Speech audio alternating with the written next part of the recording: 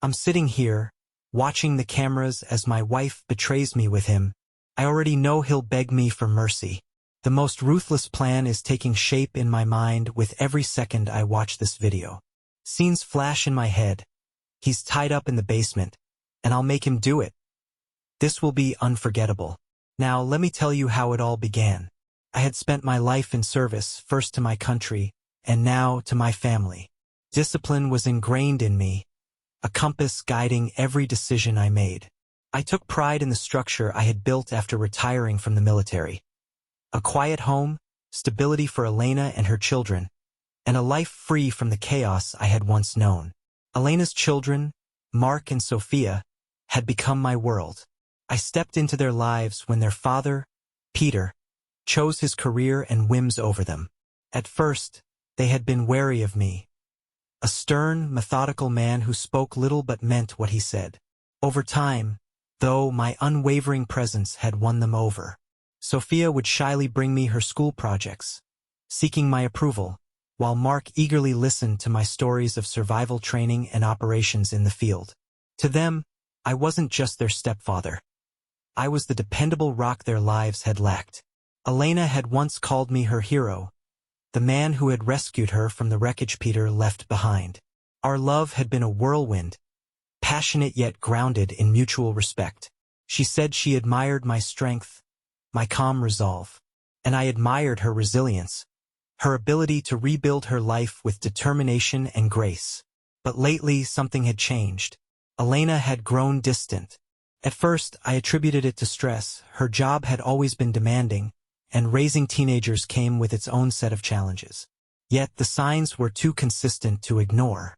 She was often distracted, her phone a constant companion, its screen lighting up with messages she quickly dismissed. Her smiles felt hollow, her laughter forced. I dismissed it at first. I told myself it was just a rough patch, something all couples went through. I tried to make things easier for her, taking on more responsibilities at home, planning small surprises, reminding her that I was there for her. But instead of drawing closer, she pulled further away. There were excuses. Too many business meetings, sudden errands, and unexplained absences. When I suggested a weekend away to reconnect, she smiled and said she was too busy, that I wouldn't understand. I did understand, though. I understood when someone was shutting a door, no matter how quietly. A soldier's instincts are hard to suppress. Patterns of behavior, shifts in tone, the smallest inconsistencies. These were things I had been trained to notice, things I couldn't unsee. And yet I hesitated to act. Part of me wanted to trust her, to believe that the woman I loved couldn't betray me. But the cracks were there, spreading like spiderwebs across a glass pane, and I knew it was only a matter of time before the storm shattered everything. At first, I thought I was imagining it. The missed calls, the hurried texts, the late nights. These could all be explained away. People had lives, routines, and occasional changes in behavior. I wanted to believe that, but it wasn't just one thing. It was the way Elena carried herself now, as if she were walking a tightrope of lies, careful with every step. Her excuses were polished, too polished, like someone who had rehearsed them in front of a mirror. And there were the changes I couldn't overlook. Her sudden interest in designer clothes, expensive jewelry, and perfume she hadn't worn since our honeymoon. The first time she left late at night, she said it was to meet an old friend passing through town. I didn't ask many questions, trusting her word. But when it happened again a week later, and then again, the same uneasy feeling settled in my chest. I couldn't shake the thought that she wasn't where she said she'd be. It wasn't just the outings. Packages began arriving, luxury brands I didn't recognize. I saw her credit card statements once while sorting the mail, and my eyes locked onto purchases I knew she hadn't made for me or the kids. Restaurants I had never been to, gifts for someone I didn't know. I didn't confront her, not yet. Instead, I observed. It's what I had done in the field.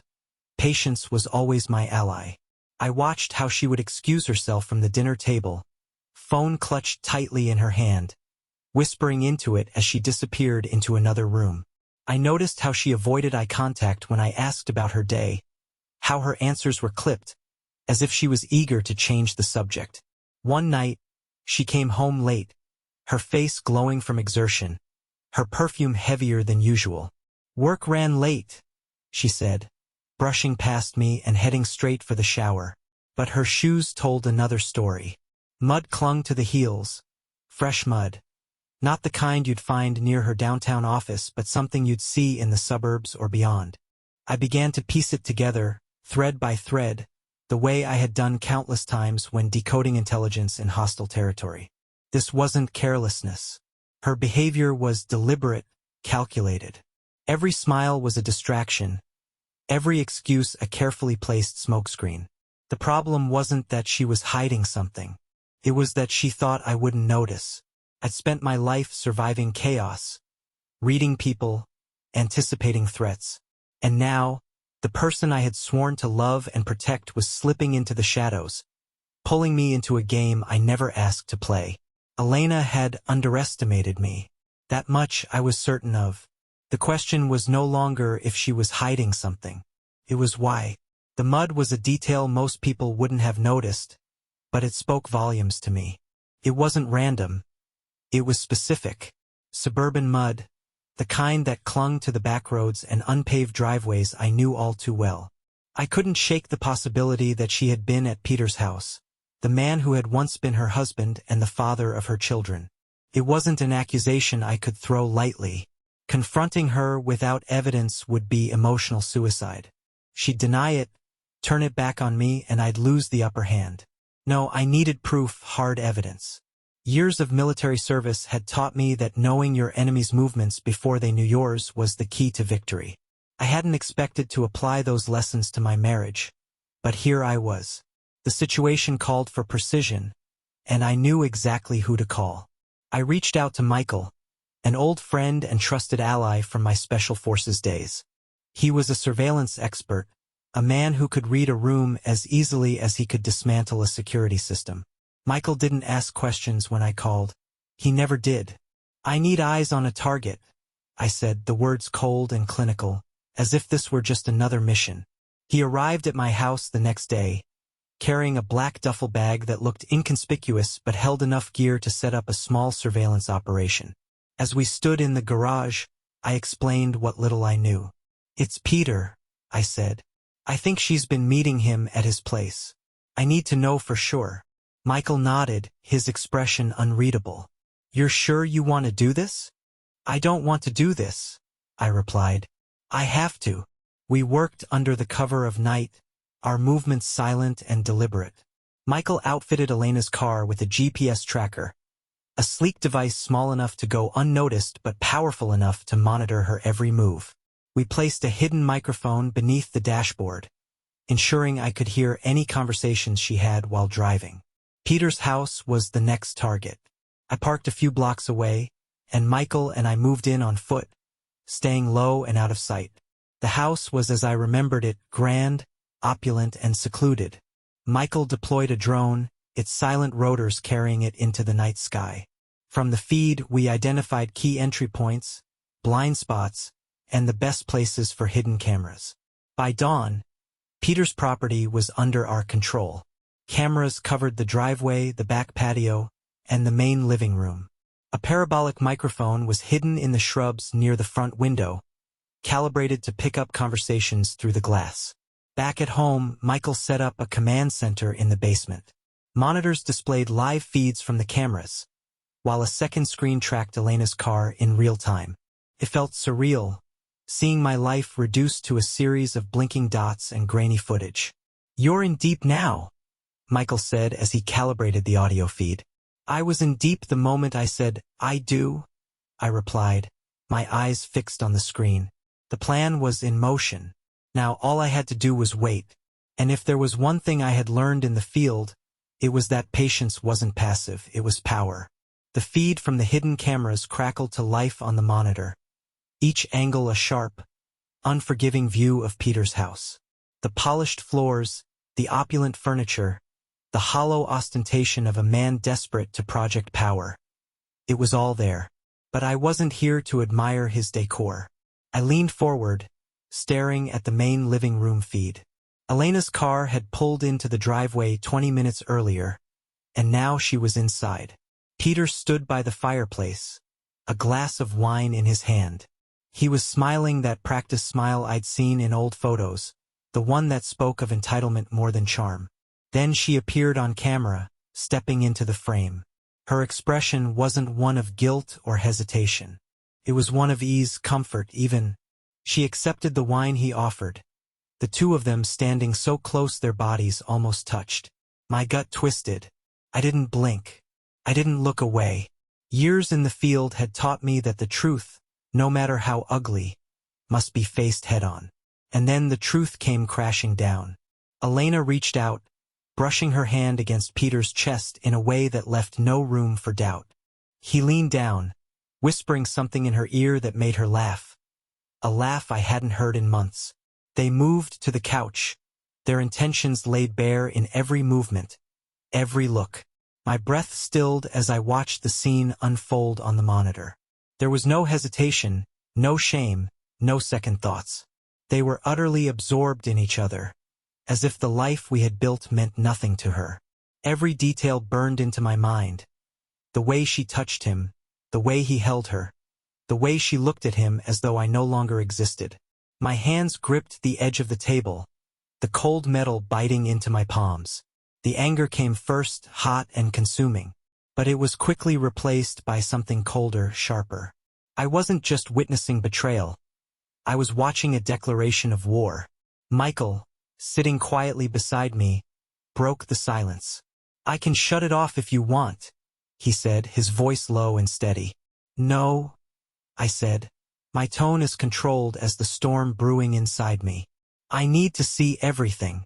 Minutes passed, each one stretching into an eternity. When the feed finally showed Elena gathering her things and leaving, I didn't move. My eyes stayed fixed on the empty living room, my mind racing through 100 possibilities. "She's not just cheating," Michael said finally. "This feels bigger." I nodded. "It is. They're planning something." This wasn't just about infidelity. It was about control. Elena wasn't here for love or lust. She was here for Peter's promises, for his schemes to strip me of everything I had worked for. But Peter had made a mistake. He had underestimated me. He thought I was a man bound by the same rules he played by. What he didn't know was that rules only mattered to me when I chose to follow them. "Let's keep watching," I told Michael. "The more they show me, the worse it'll be for them." The screen flickered, the camera feeds shifting between angles of Peter's house. For the first time in years, I felt a sense of clarity, a cold, unrelenting focus. This wasn't the end of something. It was the beginning. Peter's arrogance was his weakness. He liked to flaunt his perceived power, to remind the world he still had influence, even if it was built on hollow foundations. So, when I intercepted an invitation for a grand New Year's Eve party at his mansion, complete with a guest list of influential figures from the city, I knew it was the perfect opportunity to strike. The invitation wasn't addressed to Elena, but I had no doubt she would attend. She had become Peter's shadow, blending seamlessly into his world of excess and deceit. Michael helped me acquire the details. Peter had spared no expense. Caterers, security, and staff were all meticulously coordinated. It wasn't hard to find an opening. A new hire in the catering staff wouldn't raise eyebrows. The night of the party, I donned the crisp uniform of a server, blending into the sea of personnel bustling about the kitchen. The weight of my old military kit was replaced with the far lighter burden of a serving tray, but the mission felt no less significant. I secured an earpiece connected to the feeds Michael was monitoring remotely. "You're clear," Michael's voice crackled in my ear. "No one suspects a thing." I slipped into the main hall, carrying a tray of champagne flutes. The guests were already gathering, the air buzzing with laughter and the clinking of glasses. Peter stood near the grand staircase, his arm draped casually over Elena's shoulders. She wore a shimmering dress I'd never seen before, her hair styled in a way that made her look like she belonged in this world. I moved through the crowd unnoticed, listening carefully as I passed by groups of guests. My focus remained on Peter and Elena, who mingled effortlessly, their laughter ringing out like nails against my resolve. Elena looked stunning. One woman whispered to another as I passed. Peter certainly has a type, doesn't he? They didn't know I was listening. They didn't know the truth. Peter raised a glass, signaling the start of a toast. I stepped closer, positioning myself just within earshot while remaining invisible among the staff. Tonight is a celebration, Peter declared, his voice carrying over the crowd. Not just of the new year, but of new beginnings, of partnerships, trust, and the future we're building together. The crowd erupted into applause, oblivious to the true meaning behind his words. But I wasn't. I knew the kind of partnership he was referring to. I knew what he and Elena were plotting against me. Michael's voice broke into my thoughts. Alex, you're in a good position. Are we going with plan A? Not yet, I murmured, my voice low. Let them play their game a little longer. The higher they climb, the harder they'll fall. For the next hour, I maneuvered through the party, watching, listening, and waiting. I planted devices in strategic locations, ensuring I'd have audio and visual evidence of anything significant. When Elena disappeared down a hallway with Peter, I didn't follow. I didn't need to. The hidden cameras were already doing their job. As the clock ticked closer to midnight, I knew the time for observation was ending. Soon it would be time for the next phase of my plan. Peter had invited the world to witness his triumph. He had no idea that I was about to turn it into his downfall. The party reached its crescendo as the clock ticked closer to midnight. Guests filled the grand hall, their laughter and chatter echoing off the ornate walls. A string quartet played near the far corner, their melody a sharp contrast to the tension coiling in my chest.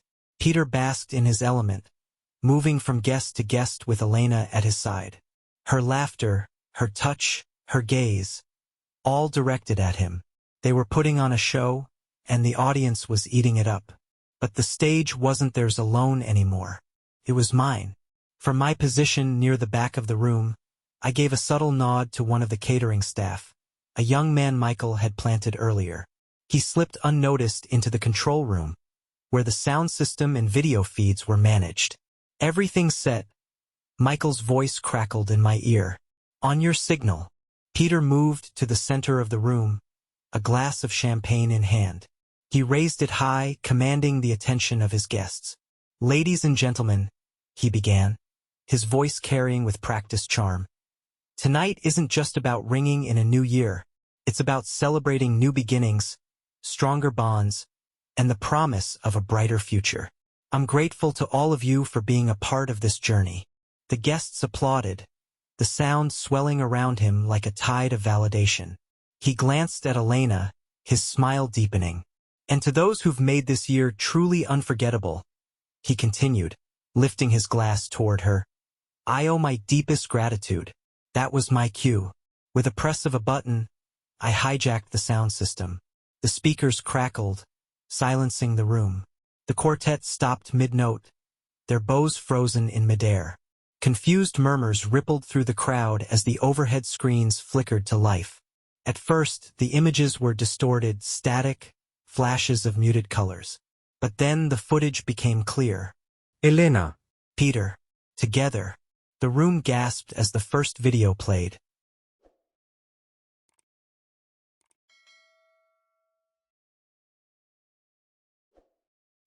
Elena entering Peter's house, her movements unguarded, her demeanor intimate. Then, another clip. Their hushed voices, the whispers of plans to ruin me, to take what was mine. I'll shift the accounts next month. Peter's voice boomed over the speakers. Once I've got control, he'll have nothing. He's too rigid, too blind to see it coming. Elena's response followed, cold and calculating. He'll figure it out eventually, but by then it'll be too late. He won't fight back. He doesn't know how. The next clip showed them on the couch, their betrayal on full display. The laughter that once stung now turned the air heavy with disgust. Gasps turned to whispers, and whispers to shock-laden conversations. Guests exchanged horrified glances, their carefully curated appearances faltering. Peter froze, his glass slipping from his hand and shattering on the floor. His face drained of color, and for the first time all night, his practiced confidence cracked. Elena stood rooted beside him, her eyes wide and her lips parted in disbelief.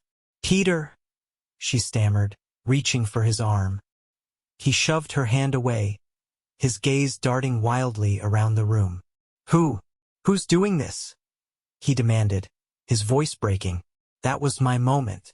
I stepped forward, the tray in my hands forgotten. The crowd parted, their murmurs growing louder as they realized who I was. Peter's eyes locked onto mine, the recognition dawning slowly, like a man piecing together his doom. "You wanted a brighter future, Peter?" I said, my voice calm, deliberate. "How does it look now?" Elena's face twisted in horror. "Alex, I can explain." "No." I cut her off, my gaze never leaving hers. "You've already explained everything." The room was silent, save for the damning footage still playing on the screens. I let it linger, let them all see the depth of the betrayal. Then I turned to the crowd. "I'm sorry to disrupt your evening," I said, my voice steady. "But I thought it was only fair to show you who your host really is. A man who built his world on lies and manipulation." Peter lunged toward me, his face contorted with rage. "You bastard!" I sidestepped easily, planting a hand on his chest and forcing him back with a calculated shove. He stumbled, tripping over the shattered glass at his feet. "You've lost, Peter," I said quietly, leaning down so only he could hear. "And you don't even realize how much yet." I straightened, my gaze sweeping over the stunned crowd one last time. Then, without another word, I walked out, leaving the destruction behind me. But the real fallout was only just beginning. The children turned away. The morning after the party, I sat in the living room, the weight of the night still heavy in the air. Mark and Sophia were upstairs, unaware of the chaos their mother had brought into our lives. I had always tried to shield them from pain, but this time, they needed to see the truth. When they finally came downstairs, their faces still soft with sleep, I invited them to sit. They could sense the tension, their eyes darting between me and the laptop on the coffee table. "I need to show you something," I said, my voice calm but firm. "It's about your mother and Peter." Sophia's brow furrowed, while Mark sat rigid, his jaw tightening. I pressed play. The footage from the party began to roll. The damning clips of Elena and Peter, their laughter, their intimate gestures, their treachery laid bare. The children sat in stunned silence, their expressions shifting from confusion to disbelief to anger. Sophia's hands trembled as she gripped the armrest. She did this?" she whispered, her voice cracking. "She did," I confirmed. "But it's more than that. She wasn't just betraying me. She was planning to hurt all of us. She wanted to take you away, to destroy this family for her own selfish reasons." Mark's fists clenched, his knuckles white. "She lied to us," he said, his voice hard. "She's been lying this whole time." I nodded. "She made her choice. Now you have to make yours." It didn't take long. The betrayal was too raw, too deep for them to forgive. That night, when Elena returned to the house, Sophia refused to come downstairs, and Mark stood in the doorway, blocking her path. "You're not welcome here," he said coldly. "You're the one who broke this family." Elena's face crumbled, but I didn't intervene. She had made her bed. From that moment on, the children stayed by my side. Whatever loyalty they had left for their mother dissolved, replaced by a bond of trust with me. I had always been their protector, and now, more than ever, they saw me as the one constant in their lives. While Elena's world was crumbling, Peter's was beginning to collapse in even more spectacular fashion. The information I had gathered wasn't just personal, it was financial. And now it was time to wield it like a weapon. Michael and I had spent weeks compiling evidence of Peter's debts, his shady dealings, and his failed attempts to prop up his business empire. Using anonymous accounts, I began leaking the intel to his creditors and rivals, each revelation timed to perfection.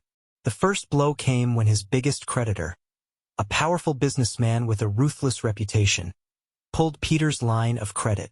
Within days, Peter's liquidity dried up, leaving him scrambling to cover his obligations. The second strike was more personal. I leaked documents showing Peter's involvement in embezzlement, ensuring that whispers of his corruption spread like wildfire. Former associates turned on him, eager to save their own reputations. Peter's paranoia grew with each passing day. He stopped answering his phone, afraid of who might be calling. Security cameras sprouted across his mansion like weeds, a futile attempt to guard against enemies he couldn't see. But I wasn't done. One night, I sent him an anonymous letter with a single line, "You're not safe anywhere." It was a simple statement, but it unraveled him. Reports came in from my contacts. Peter wasn't sleeping, wasn't eating. He had started skipping public appearances, and even Elena had stopped visiting, her loyalty wavering in the face of his unraveling. The final nail came when I orchestrated a fake raid on one of his properties. Using connections from my military days, I hired a team to simulate an operation, complete with staged threats and loud explosions. Peter, convinced he was under attack, fled his house in the dead of night, leaving behind everything he had built. Michael called me as Peter's car disappeared down the highway. "He's done," he said. "He's a ghost of the man he was." I leaned back in my chair, watching the live feed from the mansion's cameras. "Good," I said quietly. "He wanted a war. Now he's living in one." Peter's empire was in ruins, his mind fractured. He had thought he could outmaneuver me, but he had underestimated the lengths I was willing to go to protect what was mine. And this was only the beginning. Peter's mansion, once a symbol of his arrogance, now sat in eerie silence. The lavish parties were gone, replaced by shadows that stretched across the opulent halls. Paranoia had consumed him. He had isolated himself, surrounded only by empty rooms and the sound of his own fears. I waited until the perfect moment to strike. He was already at his weakest, desperate and broken from the ruin I had orchestrated. Tonight I would end this. The operation began at midnight. My team, trusted comrades from my military days, moved with precision the way we had countless times before. Dressed in tactical gear and equipped with non-lethal tools, we slipped onto the property undetected, bypassing the cameras and alarms with ease. Peter was in his study, nursing a glass of whiskey, when the lights went out. I imagined his heart racing as he fumbled in the dark. Moments later, the sound of boots echoed through the halls, followed by the crash of a door being kicked open. "Clear!" one of my men shouted, his voice sharp and commanding. Peter stumbled into view on the security feed, his face pale and glistening with sweat. He clutched a letter opener as if it would protect him, his eyes darting wildly around the room. Two of my men entered, grabbing him with practiced efficiency. He thrashed and screamed, but it was useless. They hooded him and zip-tied his hands behind his back before dragging him to the basement. I followed, calm and deliberate. In the basement we had set the scene. A single chair under a harsh overhead light, the shadows of my men cast long and menacing against the walls. Peter was forced into the chair, his hood yanked off. He blinked rapidly, his breath coming in ragged gasps. "Who are you?" he demanded, his voice trembling. I stepped into the light, my face obscured by a balaclava. I said nothing at first, letting the silence stretch, the tension build. Peter squirmed, his eyes wide. "Please, I'll give you money, whatever you want. Just tell me what this is about." I motioned to one of my men, who placed a laptop on a nearby table. On the screen were the damning recordings from his conversations with Elena, the documents of his financial crimes, and the footage of his betrayal. "You did this?" I said finally, my voice low and cold. "You thought you could take everything from me and walk away. You thought you were untouchable." Peter's face crumpled, his bravado shattering. "Alex?" he whispered, his voice barely audible. I pulled off the balaclava, meeting his gaze with icy calm. "You know who I am," I said. "And now you know what I can do." He began to cry, the sound pitiful and raw. "I didn't mean for it to go this far," he stammered. "It was Elena. She pushed me into it. I swear." I leaned in close, my face inches from his. "You lied, manipulated, and betrayed. And now you're going to pay for it." I motioned again, and one of my men stepped forward with a camera, its red light blinking as it recorded. "Start talking," I said. Through tears and gasps, Peter spilled everything. He admitted to the affair, the financial schemes, the plots to ruin me and take my family. He begged for forgiveness, his words a jumbled mess of pleas and apologies. "Please, Alex," he sobbed. "You've taken everything. I'll leave. I'll disappear. Just let me go." I let the camera roll until there was nothing left for him to say, until he was a broken shell of the man who had once thought he could outsmart me. I signaled to my team and they cut him loose. "Leave," I said simply. "Run as far as you want. But remember this, you'll never outrun me." Peter stumbled out of the basement, tripping over his own feet as he fled into the night. He wouldn't be coming back. As the team packed up, Michael glanced at me. "That was brutal," he said. "You think he'll try anything?" I shook my head. "He won't have the strength." Peter was finished, and I had the evidence to ensure he stayed that way. But this wasn't just about him anymore. My next move would ensure Elena faced the same reckoning. By the time the footage reached the public, it was a perfectly timed detonation. The video of Peter's tearful confessions, interwoven with the recordings of his and Elena's betrayal, was carefully leaked to key figures in their social circles and local media. Within hours, it spread like wildfire, shared from inbox to inbox, whispered about in hushed tones at offices and gatherings. Elena's once respected reputation crumbled overnight. Friends turned their backs on her. Employers distanced themselves, and the once warm invitations to social events vanished. Even her most loyal defenders couldn't rationalize what they saw and heard. The legal battle was swift. Armed with irrefutable evidence of Elena's betrayal and Peter's manipulations, my lawyer dismantled her in court. I filed for divorce, citing adultery, and sought full custody of Mark and Sophia. The judge, already sympathetic given the circumstances, awarded me sole custody, granting Elena only supervised visitation. She had lost everything. Peter's downfall was even more spectacular.